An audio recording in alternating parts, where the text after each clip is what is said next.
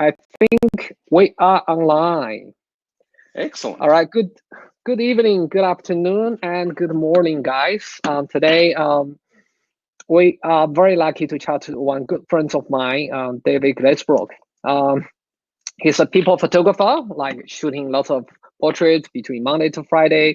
But what's really, you guys already seen this. What really attracts him lots of attention and is that he's a great macro photographer. So he's going to share with lots of his secrets of using lighting and other accessories, doing his macros, right?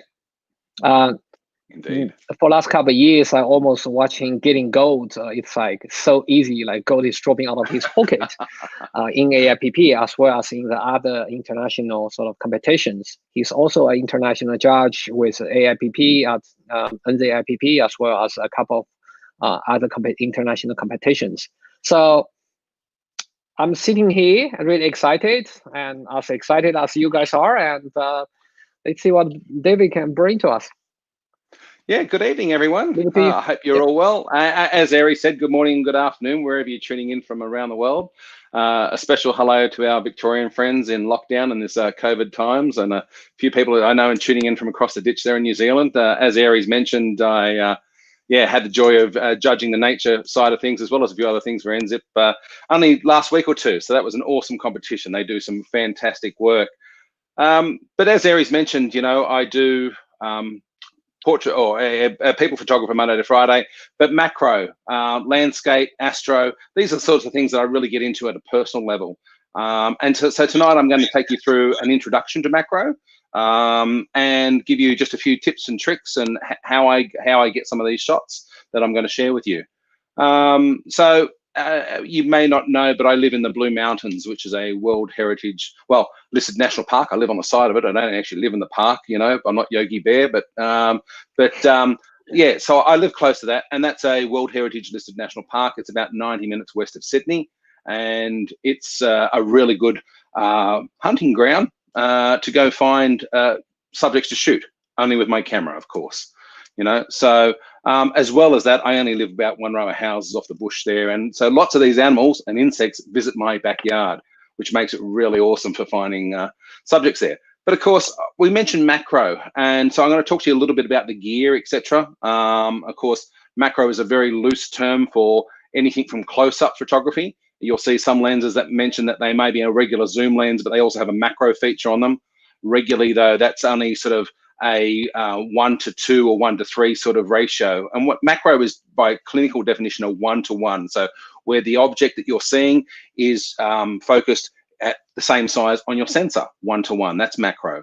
Anything else above that is sort of close up, good evening to Hawaii, and anything past that, probably 2, 3, 4, 5 times even further up, is micro photography. So you're familiar with like the Canon lenses, the MPE 65 or something like that. That's quite a popular macro or micro lens. So there's a couple of ways to get into this because people go, well, I don't want to go and buy all that gear kind of business, you know. You can start by going in and buying a fit-on, like a diopter. This is a bit like just a lens that clips straight on the front of your camera, and it will give you some sort of increased magnification. So that's the entry level way to sort of get in. The next way to get in is by a set of extension tubes. You can see that these come, there's a stack of 3 here, and depending on what sort of strength you sort of want there. Oh, sorry, the super cheapest way. I mean, it's the super cheapest way. That's actually a reversing ring. So it looks like looks a little bit like the thin wedge here of this particular extension tube, but what it allows, it actually screws on the front of your lens and can go backwards, allows to mount the lens then backwards onto the body. So you'll find that that's a cheap way. But of course, then people go, well, look, you know, then it's into macro lenses, of course. And I'm a big fan of the, I've used Nikon, I've used Sigma, but my tried and trusted has been my Tamron 90mm. It's been everywhere with me. I shot it early days, then I left it. I've come back to it. That's the sort of thing, you know, that gets on there. So there's lots of sort of bits and pieces in terms of the optics and all that, but you need some way of sort of getting this, you know.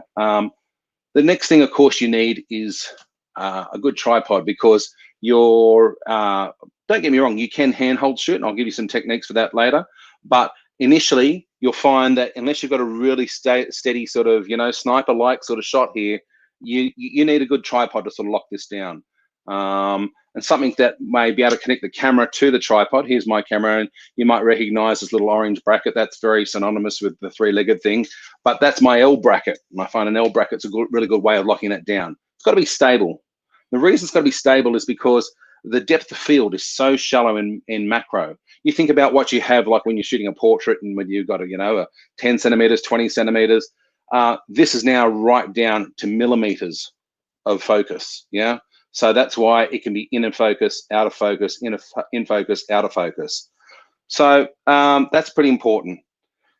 So yeah, so we load that up. Now, one tip, you know, if you go, look, I'm not going to go and spend all this money on this. One thing that I would do, or would say in terms of trying to achieve focus, and I'm only talking about single shot tonight because we can talk about focus stacking and we can talk about other programs and software that go with it, but that's really disappearing down the wormhole kind of business. We're going to keep it at sort of the entry level here tonight.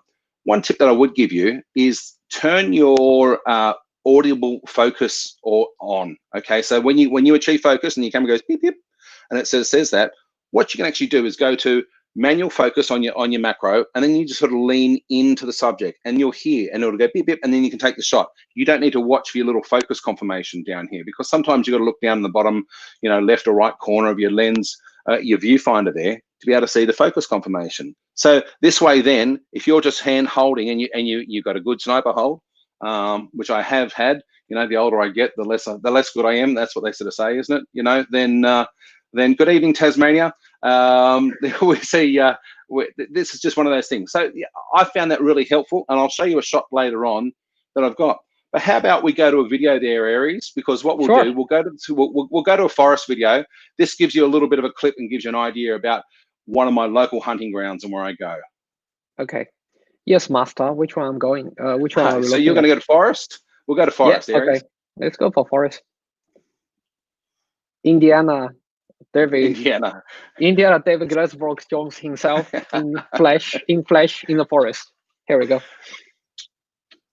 So this is a local grove of trees that I go down sometimes. It's only about 5 minutes from home, particularly this time of year because it's winter here. Well, actually, today is only the second day of spring here, but here I am. I've got my AD200 out, and I've got a little softbox on, which is a really handy little gizmo there for being really portable.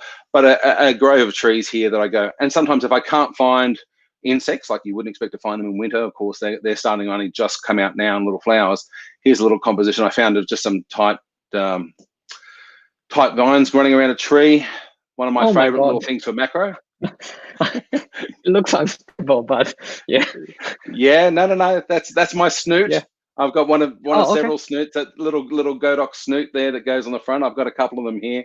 That's just really for restricting that light, of course. And I'll show you some things here in terms of just where I've used them in terms of shots here. Right. So see that, like, I'll show you once we've finished this clip, which I think we have.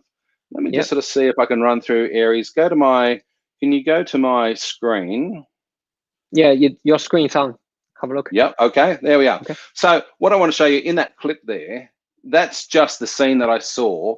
And what I liked about this was the texture. I like these vines running the diagonal across it, because that's good compositionally. Diagonals are always quite powerful in composition. It doesn't matter whether you're doing macro photography, whether we're doing portraits, whether we're doing architecture, whatever we're doing. Diagonals are always good. But anyway, you see this is just ambient light, okay? And let's just have a little look, see if I can pop my, sorry, my settings didn't translate through on this batch. Let me just see. I'm going to see if we've still got them here. No, it didn't come through. But I can tell you it was an overcast day, and I think I was about ISO 1600, okay? Because that's what I had to do as far as capturing this particular one. And I think it's pretty flat and not particularly good. But if we come back here now, what I did, you saw that little snoot that I popped on the front of the AD200 with a bare bulb. This then focused that light right on that spot. Gave me some direction. You'll see that you can tell by the lighting angle here that I've sort of come from top left here. Oh, what's going on there? Somebody else is running around here in the system there. Gremlins. And now I've got some lighting angle, so I can create some texture in the shadows in here. you'll be able to sort of see. So that's why I've taken control here. So I can talk about all this gear, and I'm going to give you gear because gear is really important, but this is part of the gear too. You know, this is taking control of light. And like anything that you do, macro photography is really one of those things where you just think about it like shooting a portrait, like shooting something else. Look at the texture in that. Like that's all, like how sharp that is. There's that much texture. The lighting also really helps sink that in. So I can now shoot down at ISO 100. I may have even been at ISO 64 because that's the native ISO on the Nikon D850. That's what I shoot there. So let's What have a little lens look did you here. use? Because Tim Wolf here says his favorite is 100 macro. I mean, Yeah, are you okay. using Hey, similar? Tim. Yep, I know Tim. G'day, mate. Long time no see. But, mate, yeah, Canon macro. Yeah, I believe it's great, but I haven't sort of been in the Canon stables there for a long time. I'm using the Tamron 90. I know the Nikon 105 is fabulous. I'm sure there's others. As I said, I've had to play with some of the Sigma lenses as well. I used to have a Sigma 150. I've just found that I guess I'm at the 90mm there because it suits my purposes for what I do most of the time. The 150 and those lenses are a hulking lens. You know, they're a 2.8 lens, so they're a big piece of glass. When you got to carry it around through the field, it's one of those things a bit like, you know, you're trying to get the best gear at the right weight, you know, and you sort of work your kit out there. So yeah, anyway, that's how we go there. Why don't we go through and just have a look at also Forest One there, Aries, and because Okay, sure. that'll follow on there. Yep, I'll have a little talk one through sec. that. Let me have a little sip of water here.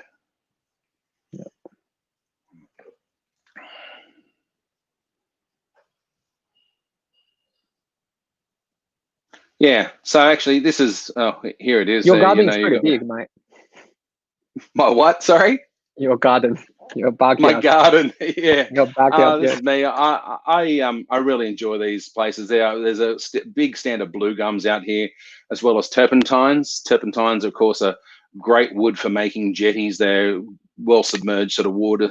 Here I am looking at some textures here. I always find, if I can't find insects, I generally sort of start going for textures, patinas. I'm looking here at this sort of burnt tree, the lichens that happen here, and it can make for some, you know, some really good abstract sort of photography. I'm a self-confessed tree hugger, so here I am, and I'm probably going to give it a little handshake and say hello. But you know, it's me just poking around through and it's always just, it's experimentation. It's looking here, and I find something before I get my kit out. I'm normally shooting sort of hands-free here because I'm just testing the composition, you know. And until you sort of start locking it down on tripods and getting lighting gear out, I'm talking my way through here with our photographer. Sorry, our videographer there. I'm looking at, you know, skeleton leaves. They're naturally found skeleton leaves. I'm going to show us some bits and pieces here on a skeleton leaf. So why don't I actually come back? Let's see. So I was talking about some gear and the lighting. Well, I'm going to show you some leaves here that I have shot.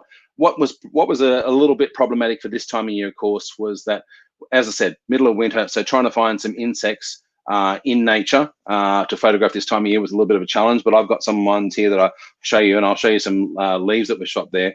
But yeah, anyway, let's go and have a little look. I'm going to take you through to what I think we'll do then also, Aries, because I think it'd be a good intro, is they can sort of see this, and then we can show them the photos, is the Leaf One. Here's a quick question from Cabrio. Oh, sure. Yep.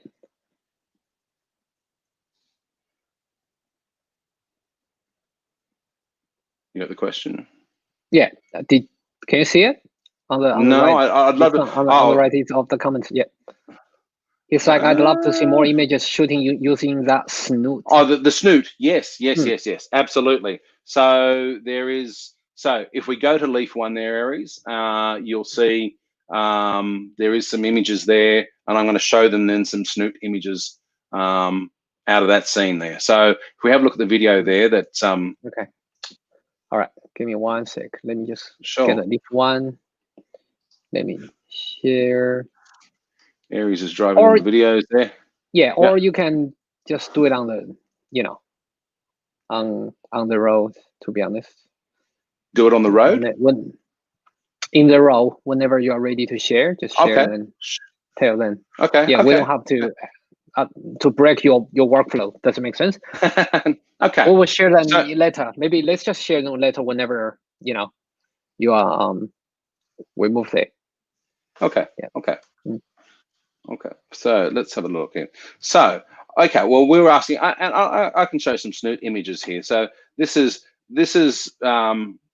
I go that forest there. I go foraging for leaves in there. And I'm looking for skeleton leaves, what's commonly known as a skeleton leaf. This is a leaf that is part the way through decomposition.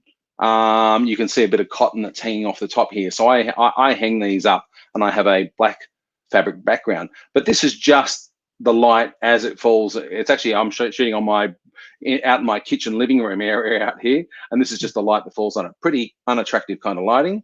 But it gives you just an idea about how it's sort of set up there.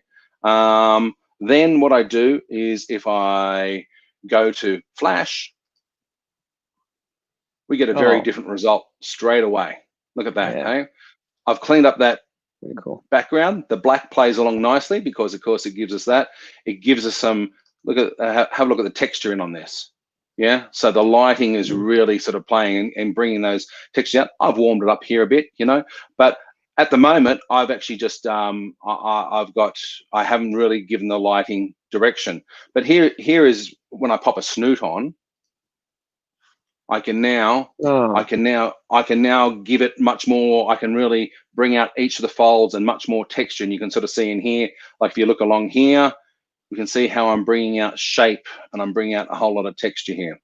So yeah, that's a sample of bringing the light down and being very broad, and then bringing it right down onto the subject. Yeah. Here we also, here's another example. So this is another skeleton leaf. You have a look in here. Have a look at the texture in on that. Oh, really fine details. Yeah, look at the detail here. This is as I say, this is just a Tamron here. What I actually did here is I that's went 8200 too. No, that's a 90 mil Tamron. Okay. 90 mil Tamron. No, I was saying the light, 8200. Oh, the light. Yeah. Sorry. Yeah. Oh, where are we going there? Yeah. No, these are the 8200s. 8200s. Okay. All these shots at 8200s. I have got some 300 shots there. I'm going to show you in a while, but where I needed a much bigger light source. Yeah. So this is 80 to 200. Now I've actually got two lights going here. I've actually got one coming over top. So it's coming down here, down overhead, and I've got another one hitting this side right here. So I've actually got two 8200 sort of doing this, both with snoots, because I want to be able to control each of these pieces of lighting here. And of course, I'm just firing it off my trigger that I can control from my camera, which is really important, because rather than having to get up high, if it was, let's say this wasn't a leaf, let's say this was an insect or something like that, they're really sensitive to all that movement there. So yeah, you've seen a couple of leaf things. What can we play that leaf one there, Aries, and they'll sort of see just some of that setup there. So here it is, as I said, it said just hanging in situ. You can see here how it isn't. I'm shooting tethered. There was that shot you saw before with the ambient lighting, and here it is. You can see I've got one of those snoots there. I had that little silver one here. They also sell that. Actually, it's funny, they sell the silver one and they sell this one that comes in a kit. So you're gonna get two of them there. Obviously, one's a silver, a little bit tighter. And we'll sort of see. So I'm shooting tethered here because I get to review the image nice and large here on screen. You can see the laptop sitting there on the bench. Fancy. Yeah, well, there you can sort of see, because you know what it's like to review the image. You know, if it's a way easier than on the laptop to, For sure. And this comes along from, I say I photograph people and I photograph some commercial jobs sometimes in studios, etc. And of course, when you're trying to review critical sharpness, then and also get the feel for it, then that's how it comes there. So yeah, you can sort of see that I'm using a little boom stand. You can see the boom stand over the back, which is sort of behind the 8200 there. That's actually serving as holding the bit of cotton that's holding the end of the leaf there. And the leaf sort of dangles there. And of course, that little bit of cotton's easy to get rid of in post. And you'll see that I've mounted the 8200 there on a little Joby Gorilla Pod. I find those excellent for holding the 8200s. I can hang them in trees. I can hang them off the back of chairs. They're I get my, of course, being in Australia, I've got mine here locally from the local Australian distributor, KL, but of course, globally, I would look it up. JB's one of those global brands, you know, they're awesome. So yeah, you can sort of see there that one of these things. I'll go back to my screen here, Aries, and Sure. just have a look, because I've got here's another texture shot that just sort of came along. I didn't shoot this one the other day. This is one I just found when I was digging through my archive here. But again, what I've done here is I've actually got two. Oh, sorry, I've actually only got one light. I've lit from the front side here, and the back side is actually a window. So there's some techniques here that you can use to sort of use backlight. If you can use some daylight, but you can use your flash that you've got. This is just a way of sort of way of getting in here. Yeah, let's have a look here. So yeah, brilliant, cool textures, great. Okay, what I'm going to show you, let me sort of see. Why don't we go? One of the really fun things, I'm actually going to go through, and one of the things that we did the other day was when your videographer was out, Aries, is we went and played with some bubble photography, because that's one of the things that I know some audiences now are going into fall or autumn. Our Northern Hemisphere audiences are going in there, and our Southern Hemisphere, we're going into spring. Yay, today was just an absolute gorgeous day here. And if you weren't in here tonight watching this, you'd probably be outside doing some astrophotography. The moon is looking awesome outside tonight, but stay with us. I'm going to show you, we're going to go to some bubble photography, and I'm going to show you how we did some bubbles. So can we run the little bubble video there, Aries? Of course. Please. And then yeah, I can have a sip of water, because I dry out pretty quick talking so quick. Sometimes I feel like I'm calling a race. Did you notice I was keep on drinking? Yeah. The same here. Okay. Cheers, man. So this one here features in the bubble photography. You're all right, mate. I'm just sort of doing a little prelude to this. Bubble. This is bubble. This one? So yeah, that's it. Yeah. So you can see I've got an AD 300 there on the top, because I need a fair amount of light, and I've got an 85 centimeter white softbox on top. That little jar I'm holding, I'm going to tell you all about that. That's a secret sauce that I use to make some bubbles. Lots of photographers that try this kind of stuff, it's their secret recipe. You can see here I'm actually blowing a bubble up with my extended straw. And have a little look at this. You'll see that when we get around here, I'm photographing these bubbles. Now, that's just soap. What you're seeing there, all those awesome colors, is just soap. And you have a look at this, and you'll see within this series here that the soap changes over time. It's a amazing sort of, you don't never really sort of see. And that's what I guess I really enjoy about macro, is sometimes that you see things. Yeah, look at that. You're seeing things at a macro level that you just sort of think, oh yeah, I wash my soap dishes up in the sink each night, or I shoo that fly away, you know, and what do you see? You don't see much. So, but at a macro level, of course, it takes us into this world. So let's just have a little look at this. Look at, yeah, I think that's just mesmerizing. Like I feel like I should have some sort of, you know, transcendental music on while I'm sort of listening to this. It's this.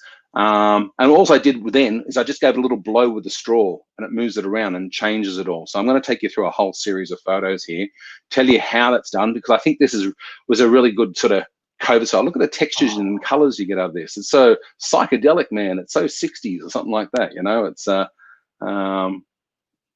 and that's just a lens cap I put the solution in. Little back lens cap there kind of business.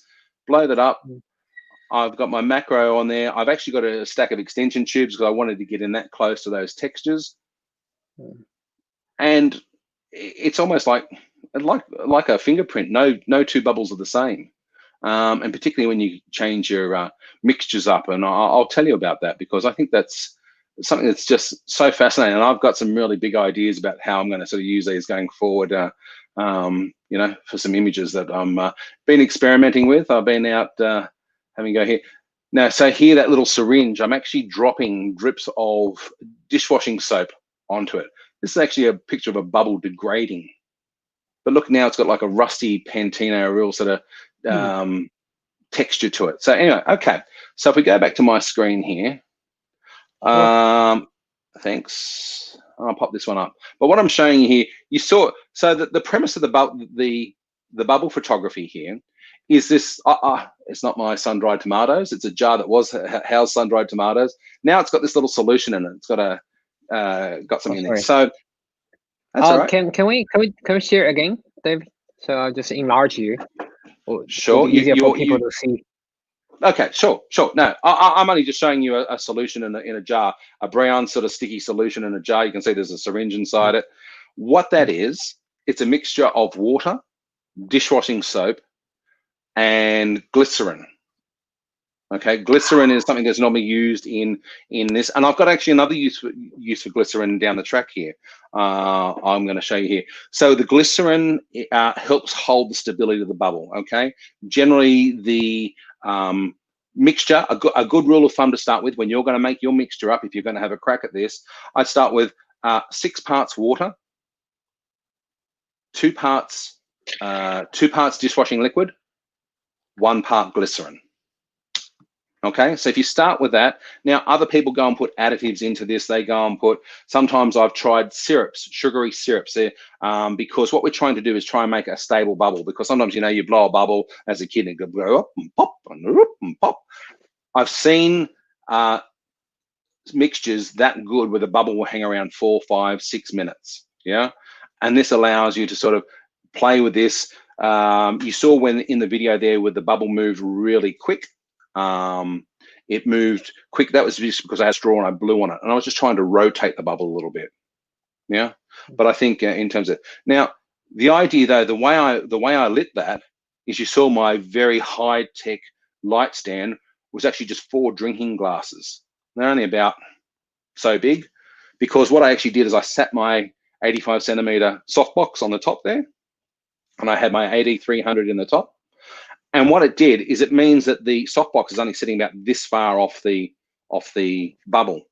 Now, the important bit here is what you're actually seeing here in terms of the color when you see these images is you're actually seeing the reflection of the softbox, because normally a bubble is highly translucent. Of course, the black background, I had a bit of black fabric out the back of the box, softbox, but what gives us the highly saturated colors is the white of the softbox. That's why you need such a large light source straight over the top. And it being so close, a bit like portraiture sometimes, you've got to get your light source really, really close, just out of frame.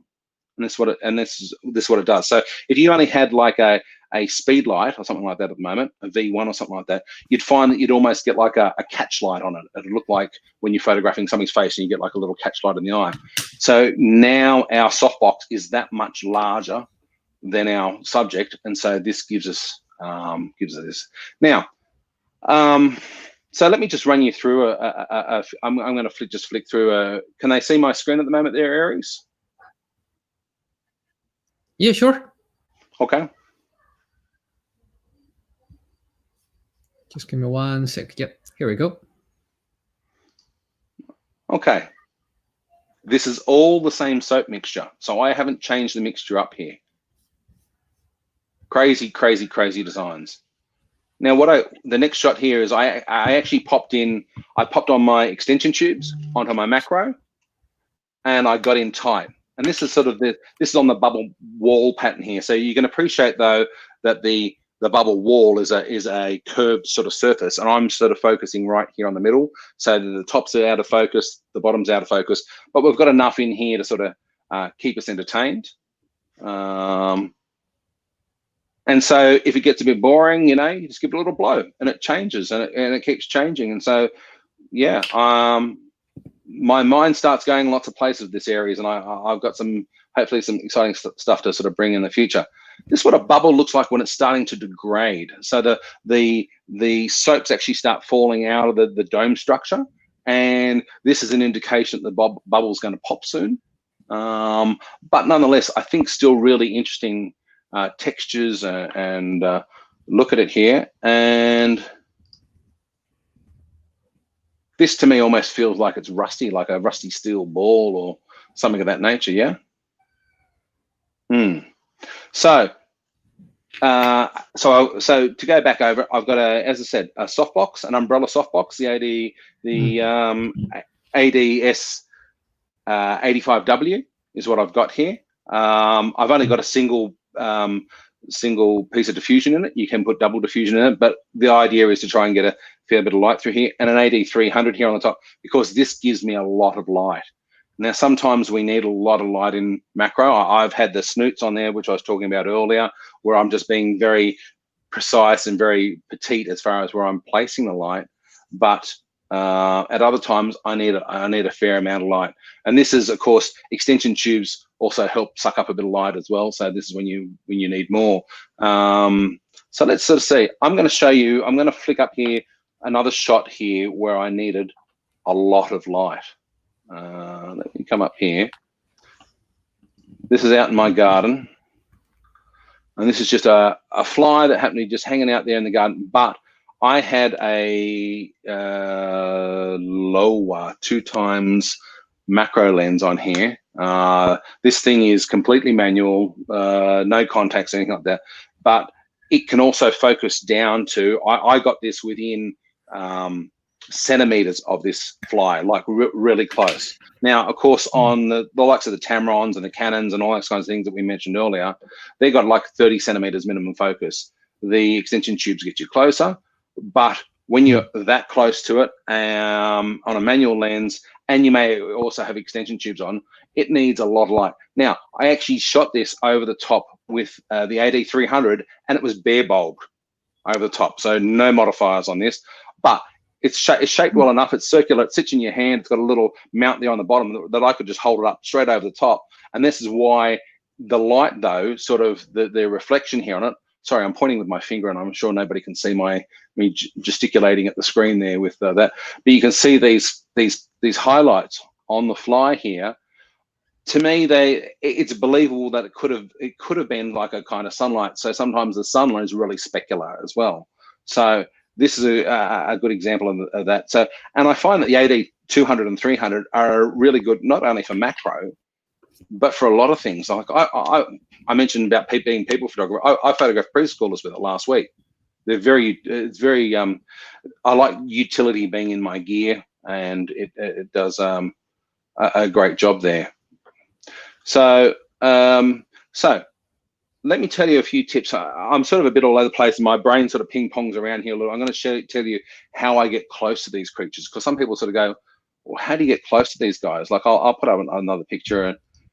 Like, Dave, I'm just curious, with a previous image, right, you shot with the fly ones, what sort of f-stops and ISO we are looking at, and how much power did you use out of AD300? Okay. So out of an AD300, there I would have been, because I'm so close with this. Okay, so if with this lens, I would have been about f16. Okay. I'm trying to. Okay, but f16 that close to fly would only translate to a mil and a half depth of field. Yeah. Because we're at double size there. So therefore, and of course at f16, I need a lot of light. Yeah. So I was probably about half power or so on the AD300. But the reason I also want to, and the reason I prefer that over the 200 is because if I want to take two quick shots or something like that, bang, bang, because sometimes the flies get jittery and they move this way and they move that way. They sort of don't respond terribly well to my verbal instruction. So I've just got to be very opportunistic in terms of when I want to take a couple of quick shots. And the recycle time is generally quick enough where I can go bang, bang, bang, bang, you know, and I'm getting shots out straight away, because sometimes the fly dances around, moves around. I've got to be able to tap, tap, wait, tap, tap, and keep firing this way. Yeah. So as opposed to, I also have an AD600, but I can't handhold that thing. You know, that's you know, and of course there's a 1200, but those things are just, you know, they're not, I haven't seen them used for macros yet. Aries, maybe one of these days we can find an application for it, hey mate. But yeah, so that, and as I said, that's bare bulb, and I've lit pretty much the whole scene. I've tilted it probably forward toward me here a bit, because you'll see here in the back, I've got this area here. I was wondering, how did you, you know, if you don't have grade or any modifiers, how did you, you know, avoid to? Sometimes, okay. So what I sometimes do with the light, let me grab one here. I've actually got a 200 here, but I'll show you. Sometimes what I do is actually use my hand a little bit as a, so if I hold it like this, let's see, like that, my hand becomes a scrim. Yeah. So for those who don't know, a scrim's like a flag. It's a way of shielding some of the light off the back. So sometimes I can hold like this, but with this kind of sort of thing like this, easily hand holdable, as is the AD300. Yeah. But I want let me just address some questions here. I'm not sure we can answer those questions, but let's still chat about it. Yeah, there was a question: is Godox going to design good tripods for us? I'm sorry, mate. I don't think we have any idea about that. But if there's any update, we will let you know. Easy. I saw Mario is asked. Yeah. Sorry. Yeah. Go ahead. Oh no, I was going to interject. Apparently they're releasing microphones there now, Aries. I just saw them releasing microphones. Yeah, I just noticed no tripods, just microphones so far. Yeah. Yeah, but who knows? Maybe tomorrow, maybe next week, maybe next month. I don't know, but I have no information or no source. I'm sorry, Sidesh, I cannot answer that question. Do you need to play with zoom function of the speed light? So with 8300 and 8200, they are more like traditional strobe lights. They are not speed lights, so they are much more powerful. They do not come with zoom function, but you can use modifiers like softbox, long reflector, like how you do with the bigger lights, bigger boys, to modify your zoom functions. Okay, so and that's just one of those things. I mean, normally zoom function is also when you're trying to throw your light a whole lot further as well. So of course in macro, it's sort of hand-to-hand combat here kind of thing, we're in nice and close. I'm going to show you just a few images here, and I'm going to talk my way through them. Of images that are caught in my backyard normally, and I'll tell you the stories about these kind of thing, because people want to know how these are caught. And actually we've got a little bit of it's interesting on some of these JPEGs here that I've put in this catalog here, Aries. I get some of the metadata and some of them I don't. But anyway, so this fellow here is called X-Wing. He's a dragonfly that has just landed out here in the backyard. I was going to tell you how to approach these guys. So I'll tell you maybe piece by piece here, because there's techniques for each of these, and you've got to get to know these animals' behavior. It's a bit like I mentioned before that I photographed preschoolers last week. Well, you can see I'm a fairly large fellow. I've got a deep voice. I can't just walk up to them and go, "Hi, kids, smile," kind of thing, because they're gonna cry, ooh, run away. In the same way, this dragonfly would take off if I just ran up to it, kind of thing, So you've got to approach. The way I would say to approach insects in general, if you see something and you want to get to it, one, you walk very softly. So you're trying to walk stealth. Your feet don't create vibration. You're walking like a ninja, so to speak, because the vibration, they pick up the vibration, they take off. If your shadow was to cross over it, because this was shot during the daylight. Let me say I had some of my metadata here. You can see here that I shot this a while ago, but was shot, I don't think the date's right there, but it was shot at 1:30 in the afternoon. So if my shadow crosses over this as well, so don't let your shadow cross your subject. Okay, so that's two tips. Dragonflies as well, so you get to know your subject, often like to be close to a source of water as well. So that's why they hang around sides of dams and ponds and creeks and all this kind of business. We happen to have a bird bath that's not far away, and I believe that's sort of their local haunts. So here I've got just one single light source. We can see the light coming from the top left, handheld, okay, over the top. I like to, on my 8200, if I want to soften my light, I've got just a generic no-name little softbox right here that I put on the side here.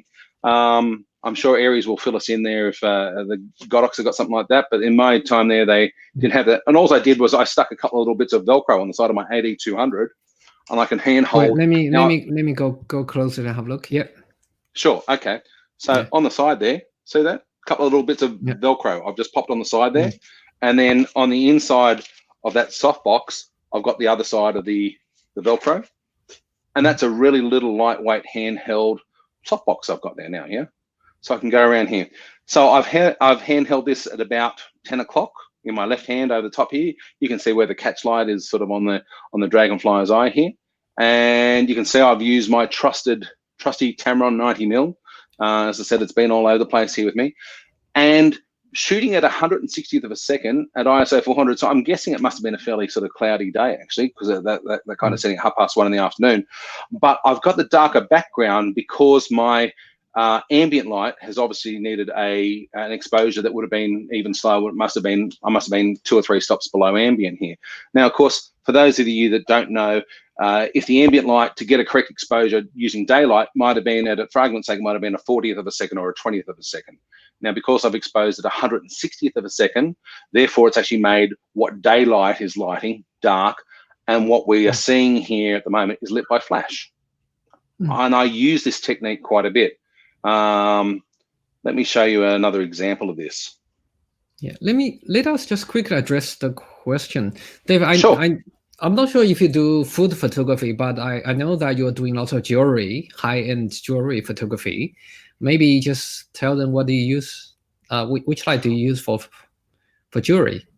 Okay, so normally that is, Okay, so I would use a much larger source. Some photographers even they do a mix of ambient and they would have a large softbox, because what they're trying to often imitate is window light. So it's a much larger. So you could use I'd probably go to an 8300 and I would put my 85 softbox on. Yeah, I can imitate light. I can imitate window light with that. And so that, depending on how big the food subject is, if it was a single sort of item, if I'm doing a small piece of cake, as opposed to a table of food or something like that, But there's no reason why you can't do that. You could do, and again with jewelry, it depends on really about what you're lighting, and that's always as important as what you're not lighting. So sometimes you see those really, you see those really moody sort of pieces there with lots of shadow work, and then for argument's sake, the light is only on the wrist of the model because they're wearing some sort of $10,000 watch on their wrist or whatever it is, and they want you to sort of look that way. Then they may have had a larger light source, like a really big softbox, like a 50-inch softbox, but it's only photographing at a 64th power, and then you've got like a little spotlight.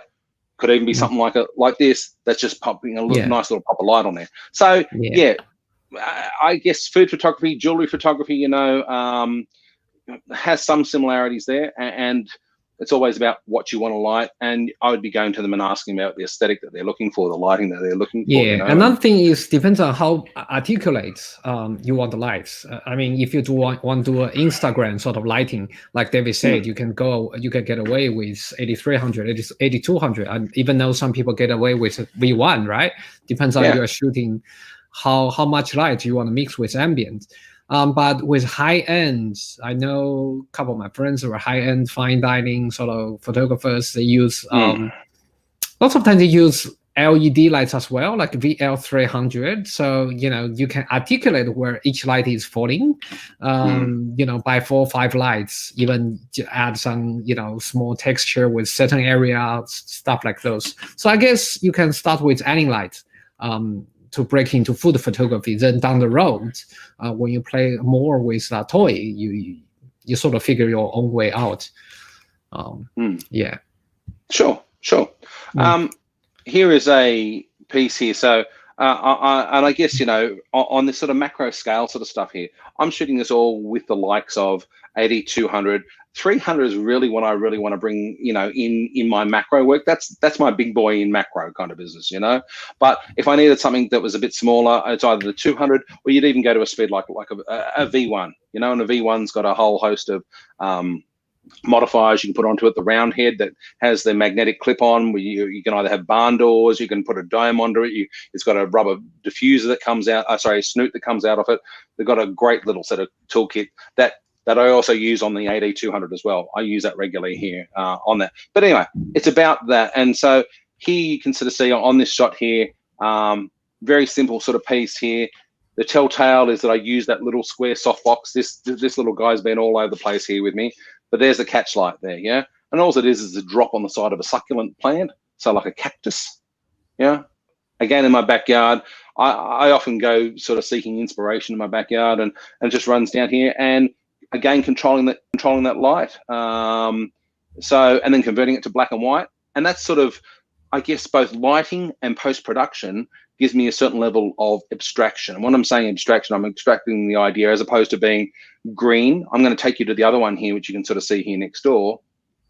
Very similar. Before we talk into this, do you want to answer our mate team? Sure. Question? Do you shoot much natural lighting with your macro shots, David? Direct sunlight, etc., or do you prefer? Tim, so let me see. Also using modifiers. It's a little hard to instruct a dragonfly to hold a grey card. Indeed. Yes, and your white balance, etc., or just flash white balance. Yeah. Okay. Yeah. Generally, I shoot generally I shoot flash for my macro. I shoot flashes. There's not much that, I mean, you could do it, but I mean, a lot of my subjects are in less than ideal sort of locations. I'm going to show you some that a wasp that was hiding up underneath an awning, a daddy long-legged spider that was hiding in my lounge room kind of business. And unfortunately, you know, they are less than stellar in terms of choosing their location lighting. So I can mimic a lot of lighting with that. And yeah, I guess when I showed you those leaves earlier on, like I showed you that kitchen lighting there, that was just, I mean, great for kitchen lighting, bad for macro kind of business, yeah. So yeah, and that's when you need something that's portable, small, to be able to get into place, because generally the size of the subject normally that we're looking at in this is fairly small, so we can use small lights. V1, AD200, AD300, as I said, AD300 is the big kid on the block. I know there's 600s and 1200s, and you know, but we're not lighting sort of that much sort of stuff. So does that answer the question there? AD300 is fine, right? It's 1.1 kilo. You can easily handhold it. Oh, absolutely, absolutely, yeah. But in terms of the light I can get out of it, mate, it packs a punch, you know, for that kind of purpose. And that's what I'm sort of saying. I'm saying it's my big boy in terms of lighting, not in terms of weight. Of course, you know, you go to 400s or 600s or 1200s or whatever like that, but we're not here to sort of talk about those this evening, you know. So, so here is a similar take to that black and white, but now a color. And and I think I preferred the black and white, but people who have seen this image here is certainly interested. This was just you can see it's just I can't even think of the name of these plants. I take pictures of pretty plants and pretty flowers and pretty insects and all that kind of business. Though it's funny, I do find things. So let's have a look at maybe some other images here in my backyard. So here, this is now it's funny. The people start seeing your pictures and then go, "Hey, David, the plumbago butterflies are around, or moth. They're actually a moth, plumbago. And there's actually a little bit of plum or bit of purple that's showing right here, but not very much." And this was one of my entries into the AIPP New South Wales Awards several years ago.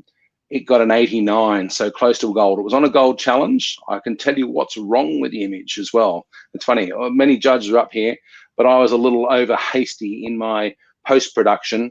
And when I say my post-production, I was working on the sharpening here, and I've got a little hair-like black line that runs around the side here. It was a telltale sign. It was enough for one of our learned judges in the ACT to deny me a gold. But anyway, I forgive you, David. But anyway, this is a plumbago butterfly found in my Krill. You know what it's like, Aries. You've been in those rounds, mate. So this is a plumbago butterfly, and of course, all the pieces that we enter into our competitions, they must be. They're not captive. They're not dead. They're not whatever. You can't do anything to them. So you've got to find them. So this is one of those things I was talking about before about getting to the dragonfly. Well, this guy has caught those droplets on his wing are actually a really heavy morning dew. So he was actually caught. I can't sex the butterfly from here, but it was caught by the morning dew. So it was captive. It's held captive. And all these little bits, they acted like little lenses. You can see all what we actually call them. They're actually called scales on a butterfly and a moth's wing. But when you touch them, they come off like a really fine powder. But they act like little lenses on the wing here. So he was caught. Now I used flash for this again. It would have been something like the equivalent of a V1. I only did this, but you can see I've mixed a lot of ambient in that. But if the moth's not leaning quite the right direction, hasn't got quite the right lighting on it, I can't push it in the right direction. I've got to leave it alone, and I don't want to disturb the droplets on him. And in compliance with these, you know, I take those rules very seriously. So I just use a bit of fill light on this, you know, it's really nice and soft. It feels enough, and I can go and do that. Anyway, 89 in my backyard. Let's see. So this is a robber fly. And it's again, well, it's in my backyard. It's actually in my carport. This is the surface that this robber fly is lying on is the roof of my car. So you can imagine sometimes when I was taking this shot, I was lying on the roof of my car with a softbox attached to a speed light, and my neighbors are coming out like, what's he up to again? And I'm the crazy insect man in my place and business. But what I love about this is I converted this image to black and white, and as soon as you take that into black and white, it starts sort of having a real, to me, it had a real sort of medieval kind of sort of look to it. You look at all these spurs and barbs on it, but you can see that I've actually lit again from the left-hand side, the front of the eyes, and letting the light just fall off towards the tail here. And so I think I really like that mix in this particular case of ambient and flash speed light. I mentioned before, here's another one. Now, that's actually in my lounge room. It's actually in the cornice of my lounge room, right up high. I had to go and get a step ladder, and my camera and a speed light, and I stood up there, and this is handheld. But this is actually what a daddy longlegs looks like. So daddy longlegs is a very common spider in Australia. I don't know about other parts of the world, but daddy longlegs is what they're called. And this is what it looks like when you get in nice and close. And check out all those hairs, and I quite enjoyed the composition. So I mentioned a little bit about composition before in terms of photographing macro is just about as much composition as photographing people or photographing architecture. We're always looking for leading lines, diagonals, something that sort of really is appealing here. So I feel this.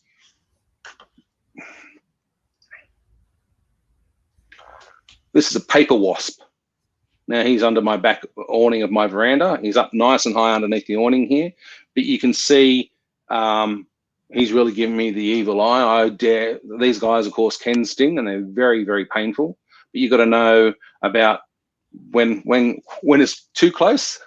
I haven't got that close, but it was close enough. You can see he's looking right down the lens of the camera here. So what a good model there. I know we were talking about before about getting my dragonfly to move. He didn't edit. He was giving me the evil eye, and I was blasting away there. So you can see again, check the catch light. You can see that the lighting now is coming from the top right here. Yep. But the lighting here, if I was shooting underneath that awning without lighting in ambient, I wouldn't have got anything that looks like this at all, kind of business, because the rest of the light is falling off here to the white sort of paintwork, but it's out of focus, and it looks like it's almost like a studio shot. Yeah. Yeah. So it all started though back. I'll take you to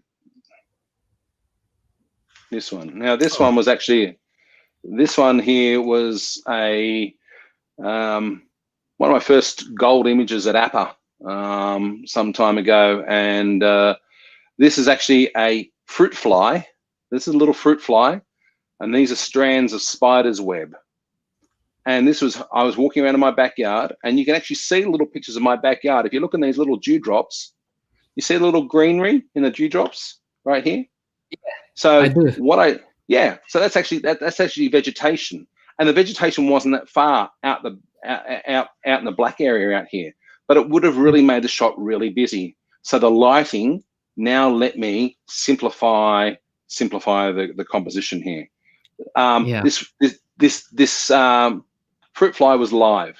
He's vibrating on this strand, up and down, really, really quick, like on a guitar string kind of business. He's trying his darndest to get out of here. And this is a really nice misty day up here in the Blue Mountains. We get some of these nice wet, misty day and moody days. And I was just hunting around the backyard again with the speed light and my camera.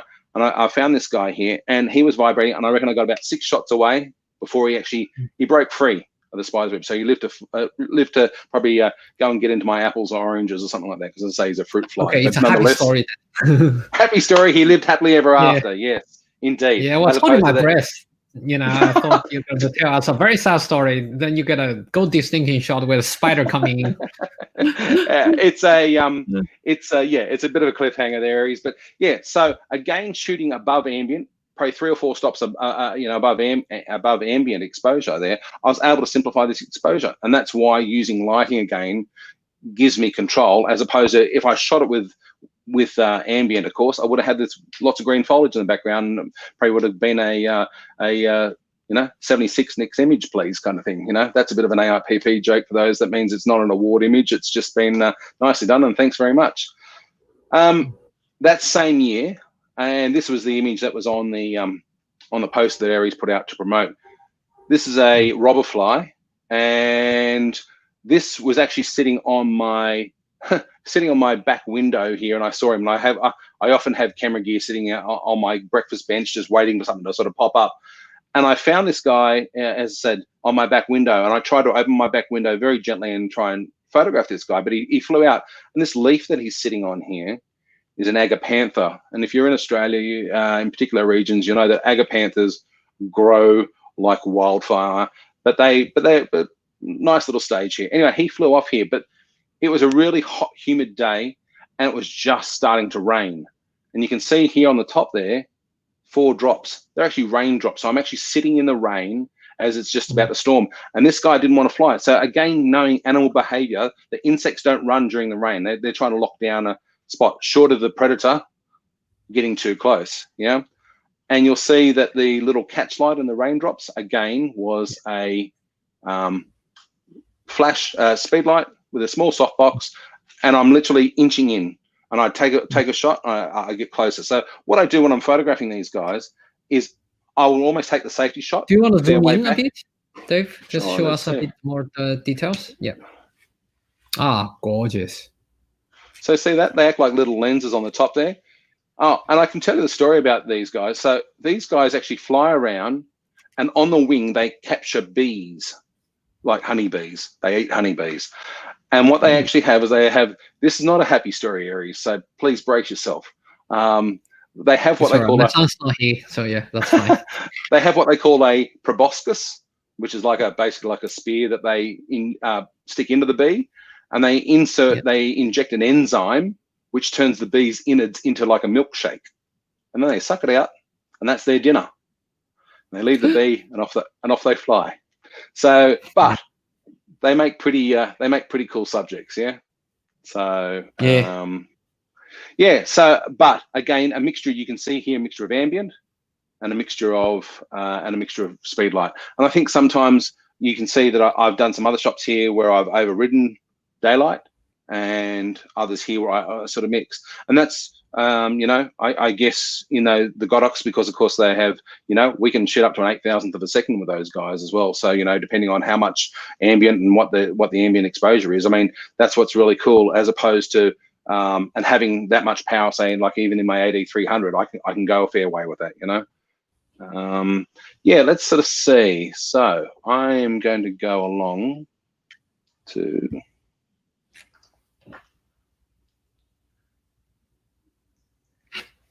water break. Excuse me. Cheers, mate. Water break. Yeah. I am talking. I feel like sometimes I'm calling a race when I'm doing this. So another question: on a bright sunny day, if your miniature subject is in sunlight, you need to get a creative shot using your flash. Do you use NDs as well? No, Tim, I don't use NDs a lot on that. What I would do is I'd probably, if I've got part of my gear, which I haven't shown you here, maybe you want to pull back there, Aries. I can show them one of these. Yeah. This is a Wimberley clamp. And you can see here, it's got like, it's got like a clamping mechanism here on it. Well, I can hold a little diffuser with that, yeah? So you can see that this end here goes onto the leg of my tripod, something like that. It's called a clamp here, like clamp, except with a P. And it's got this little screw down here, and it, yeah, I would hold a diffuser over the top of it. So that's how I would control that light if I had to, Tim. I would put a, if I could, you know, but as I sort of said before too, in trying to cross particularly an insect or something like that, I would be really careful about putting my shadow across it, because shadows sometimes alert them. So if it came across really quick, you'd probably spook your subject. But in terms of, if you're thinking if you were shooting flowers outside or something like that in bright sunlight, yeah, and you want to control the lighting, then you could knock your light down with a diffuser, something like that. Tri-grip's one of my favorite. You know, they've got a little handle on them, and you can put handles on. You can put reflectors and different kinds of bits and pieces on them. So that's how I would sort of knock that down. Yeah. Anyway, back to the show. So this is a bull ant, and they have a very they have what they call a symbiotic relationship with these. These here are actually what they call a wattle tick scale. So they're actually like they are sucking the sap out of this little tree. But what they do, so they're not particularly good for the tree, but their waste product is a very sugary-like substance, and bull ants and ants generally like sugar. So basically, this ant looks after these guys, yeah, and therefore they live in a symbiotic relationship. Now, the way I got this fellow, I was watching them. I watched their behaviour. They're travelling up and down, and they were on patrol. They're guarding these things, and this is again another one of those shots where I have it's only a single light over top, but you can see that I've even got a little bit of separation here right along the bottom of the branch here.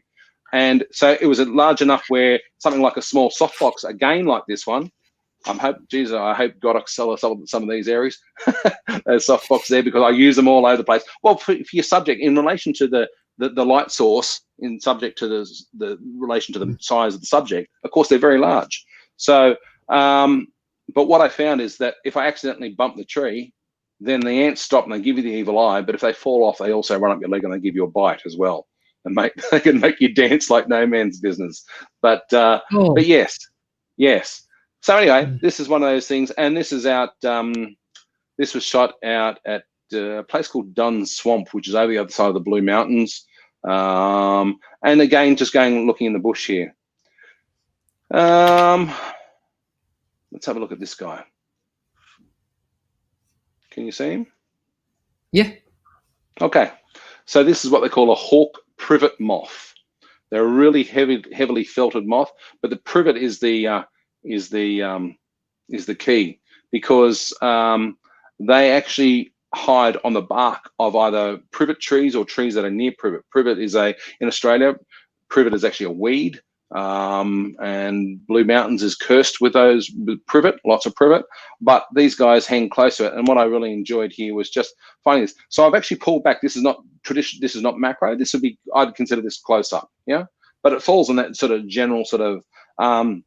And again, I did use a little bit of flash here, but again, here is a balance, because I'm just looking to try and fill in these cracks in the tree here and around this guy. So it just sort of helped the camouflage, I guess, of this. Here is my favorite.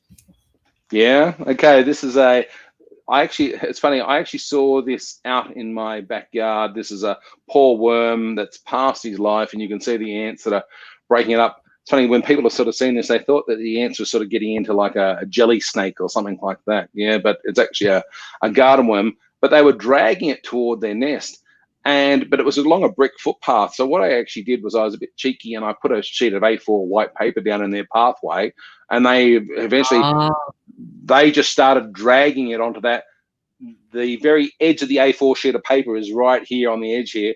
They got a bit upset and all that kind of business. But you can see these little guys, they're literally breaking up. And one light straight over the top there, you can see the little shadows they're casting. This was under a big canopy of ivy, which is by my big shed. So, but I liked what I did. I enjoy that. See these little guys here, again, picking a shutter speed that allows for a little bit of motion blur. So you don't always have to freeze the subject with flash. Flash is really good at doing that. Yeah. And in some of those other subjects, like the one that I was talking about with the fruit fly acting like a guitar string, then the pulse of the flash was enough to sort of lock in that exposure, and can be, 1,000, 2,000, 5,000 a second. Here, this is mixing ambient and flash. Yeah. And it comes along. That's great. Yeah, I was wondering, what did you have? Like, it's almost like a studio shot. How did you, and you and two. Yeah, that's it. An A4 sheet of paper. That's how high-end that was, mate. Big time. Big production values here, yeah? There you go, team. Here's how to get your ant hold your grey paper or grey card. There we go. Well, there you are. Yeah, that's right. That's Tim. He was asking about a grey card. I think we can balance off one of those, can't we? Let's have a look. Why don't we take a little bit of a, I'm going to just take a little, can we go and play? Because yeah, sure. I'm going to go and play. We played Leaf 1. Why don't we play Leaf 2 there, Aries? Sure, anything you want, mate. Just give me Thanks, one mate. second. Leaf sure, 2. Leaf 2. Yeah. All right. I'm going to have another sip of water.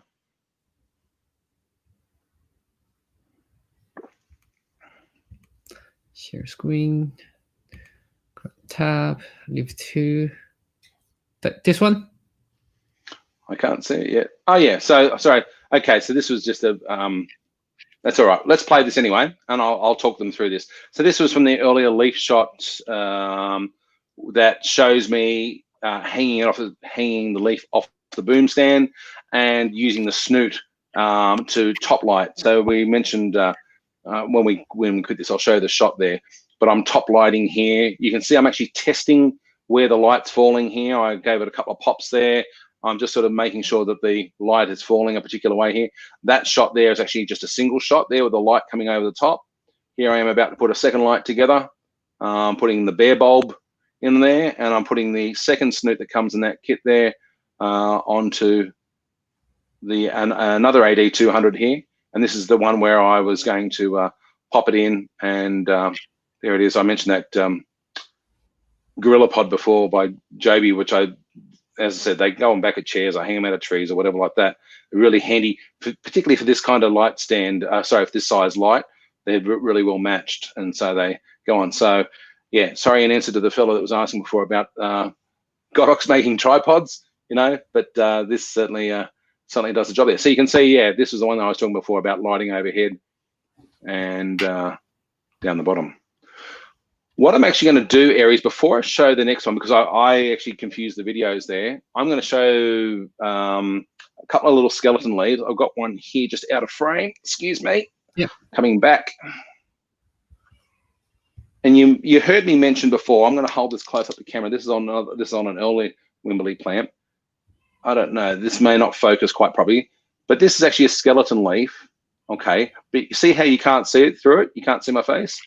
What I've actually painted on this leaf is I mentioned in that earlier leaf mixture before, I mentioned about using glycerin and in my formula there. I painted that leaf with glycerin. Okay, so why don't we actually play the stained video, and then we'll show them stained, because what I've done here is I actually haven't lit the subject. You'll see that I've actually lit the background. And the reason I've called it stained is because I believe we get like a stained glass look.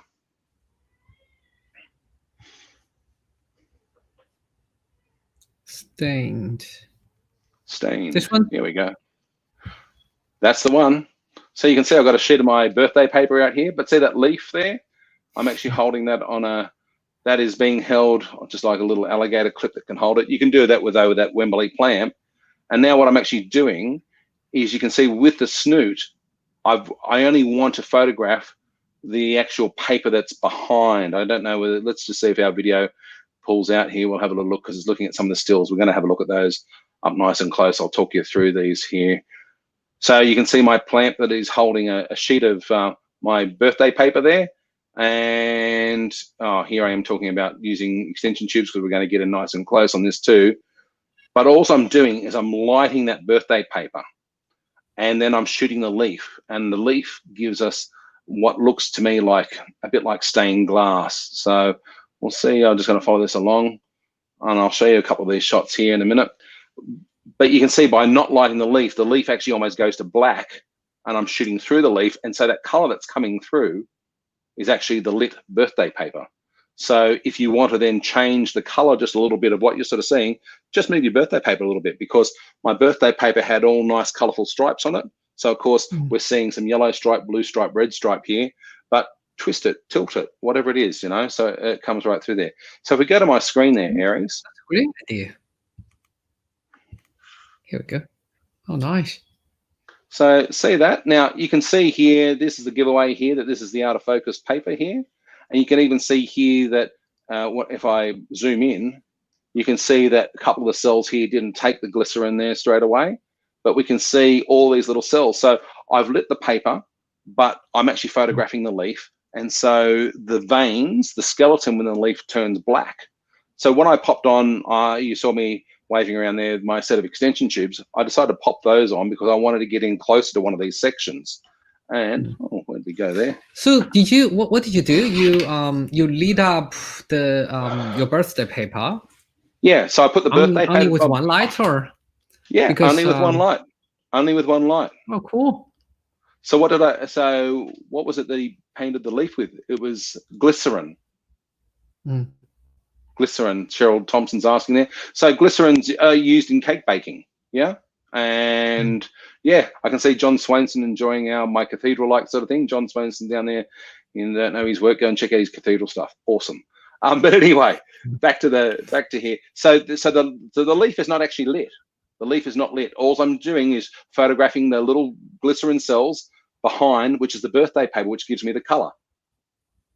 So here's another example of it. We can see here, I'm going to zoom back out here. Now, we can see here that what I actually did here, the leaf is not parallel to the sensor. And the way I know that is because my focus falls in and out. So if we look here, focus out is not sharp, is sharp. Look at all that nice that juicy texture right in there. And then we come up here. But sometimes, of course, we use the falling out of focus to direct our vision as well, because we naturally look for contrast, we look for color, so we're looking for contrast here. We've got black against color, we've got focus that happens out here, and so all these kinds of things. So if you're looking for these kinds of leaves, I find this, I didn't actually find in the garden. You can actually find these at like craft shops and things like that. They use these in scrapbooking and stuff like that. You jump on some of your favorite auction house online sites there and look up skeleton leaf or something like that. You'll find some colored ones or whatever like that. I tend to go for the naturally sort of colored ones, and glycerin's like $2 a tube or something like that in your cake baking section there, and a little soft brush. So yeah, go and paint them. Here's a tip too, that I have tried all different kinds of papers that I lit behind, and generally the more colorful the paper, the better the result. So you'll notice, well, in that there, I don't have that paper here handy, but I do have something here that would be very good for it. Excuse me. No, take your time. No, I could see something there, areas that I would use for it. See that lid? Give me a sec. Let me enlarge you. Sure. So see how colorful that is there, guys? I tried something that also had a fair bit of white and stuff in it, and white coming through that leaf wasn't anywhere near as, for me, wasn't as exciting, But mate, there was a 75-cent sheet of wrapping paper from the local discount store or whatever it was, and look at what you can create. Yeah. This is just one of those things. And this is what I was trying to turn my head a little bit when I was thinking. I've showed you some leaves, I've showed you some skeleton leaves, etc. And I'm showing you what I can find around my backyard. Of course, in New South Wales, fortunately, we've been fairly blessed as far as our current COVID situation, but some of our friends, interstate and around the world, are working from home or, confined to barracks, as we might call it. And so these are lots of little subjects that you can sort of go and play with, go and get creative with. This is really important to keep those creative juices flowing. This is just sort of, we don't let our mojo dry up, so to speak. So yeah. But anyway, that's a good little one. The bubbles that we had a look at there. I'm just having a look for what else we got here. Okay, so let me take you to. I'm just having a little look here. Oh, before I remember this, I also grabbed this one because I was just thinking about. Yeah, okay, we're out of order here a little bit. If we go and play the fruit video, I'm going to show you a couple of fruit shots, but I can show them what you can actually do with this. This fruit stuff's okay, but I want to show you, just to give you an idea of the setup, what you can do, and I'll show you what can be done. It was funny, the the samples that were available at the particular time weren't particularly crash hot, but it gives you an idea of how simple this setup is here. So it's all my fault, Dave. I kind of dragged this too long. So we're supposed to do that in the summer, and all of a sudden, no, that's I know. Yeah, it's my fault, Dave. I apologize. No, it's all right, Aries. It's just one of those things where, you know, summer is now coming again, you know, so I get all excited. The flowers are starting to. So look at the snoot here again. I've cut off a slice of kiwi fruit there, and I'm backlighting it here, and we can sort of see the colors that come through here. And I don't know whether our video, okay, the video didn't show it here, but I'll show them the photo. So if you go back to my screen there, Aries. Sure. Okay, so there's the kiwi fruit. I've seen people try tomatoes. I tried an orange. Here's one that I did on that day, which is a bit so-so, but this is a sample. I'll show you a good one of these, which I did several years ago, but same subject. So that is a backlit oyster mushroom. Oh. So before it disappears into your evening meal, excuse me, honey, I'm going to borrow the food before I toss it through the wok or whatever it is and put a bit of oyster sauce on it or something like that, you know, hoisin sauce or something like that is a backlit oyster mushroom. Again, a single light coming from behind. I can shoot it warm, and then I can even just go and play with the color balance in post-production, yeah, and change it up there. But this is what it's you can. It's amazing how a single light could do, right? Yeah, yeah. But you think about the back of an oyster mushroom, like I'm shooting something that's only the size of, you know, 3, 4, 5 centimeters, whatever it is. You go and, when you're next in the supermarket there, go and grab some oyster mushrooms and have a look at those gills. I'm sure there's plenty of us out there that have been playing with that. I've been seeing some abstract creations by some of my fellow photographers here at the AIPP, and I'm sure they're playing with mushrooms at the moment, you know. So, but anyway, that's oyster mushrooms. Go and slice a piece of orange. Go and try, as I said, kiwi fruit, and then afterwards, go and eat it all. You can go and have your meal there. I'm just sort of seeing if we're sort of going along there. How are we going there, Aries? Any more questions there at the moment, or are we still just fine? Oh, we're all fine. Okay, cool. Well, let's talk. Bruce was saying that you have a super cute snoot. Bruce, are you thinking the same thing I'm thinking? I don't know I don't want to know what you guys are thinking. You know, so yeah. Oh, okay. Cool. Yeah. So this little fella, if you recognize I don't know if you can see the texture here. This is sitting on my breakfast bench. I live in the mountains here. These little critters that sometimes get in there. But before we dispose of this little guy, you know, and when I say dispose, I'm the kind of person who I'm not getting out the bug spray. I'm getting a glass and a sheet of paper. I'm capturing them and I release them outside. These are my friends, these guys, you know. But yes, caught on the kitchen bench. So look at you can see the pattern underneath here. That's Caesar stone or something like your kitchen bench. Look at that little square rectangular sign again, the catch light, the all-important catch light. Again, a V1 or the likes with that. And then taking to black and white, here's one of his mates who's outside in the garden. Well, this little guy. Single light, because often when I'm hunting around in the garden, I've got camera in one hand and light in the other, you know, if not this. So these are all. Is this macroplastic extension cube as well? No, that's just a straight. That's just a straight macro lens, Aries. Yeah. So only macro lens. That's some of the benefit of shooting. Like as I said, I shoot a Nikon D850, and that's 46 megapixel. So it gives me a lot of croppability into those frames. You know, I did come off a 20 megapixel something beforehand, and of course, lower and lower. Here's an interesting story on this one. So from shooting other bits and pieces, butterflies, people that are really into butterflies then come along and start telling you about where other butterflies, where you can find them. And I actually photographed these. Yeah, you can tell there are 2 butterflies there, making more butterflies. This was actually photographed in the local cemetery. So somebody who was down there had known that these, they call swallowtail butterflies. They're little tails down here. swallowtail butterflies. And fortunately, there was a funeral happening, but way over the other side of the cemetery. I wasn't bothering anyone. And these guys would fall out. And this one here, this butterfly here on the right, is fresh out of the chrysalis, literally just hatched only moments beforehand, had fallen to the floor of the ground, and it had crawled up this stick here to dry itself. This other one here that's looking a whole lot tatty, I believe it's probably toward the end of its life, but had a mission to sort of help make more butterflies again, and two became one here. And it's interesting because some people have sort of seen the shot and thought, oh, that's a nice picture of a butterfly, but then they sort of see two butterflies making more butterflies. This again was shot with flash, because I am lying here on the ground. This is a ground. I am on my stomach here, and it would have been good to have a bit of behind the scenes footage here, Aries, you know. But I was lying on my stomach, again, light in hand here.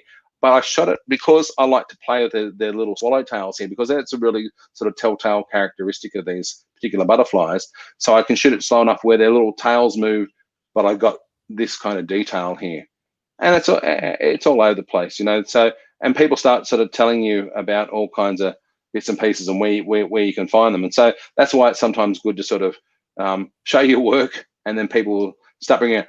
So the same lady that told me about these introduced me to this guy. You can see I've actually got my mark on this from a few years ago.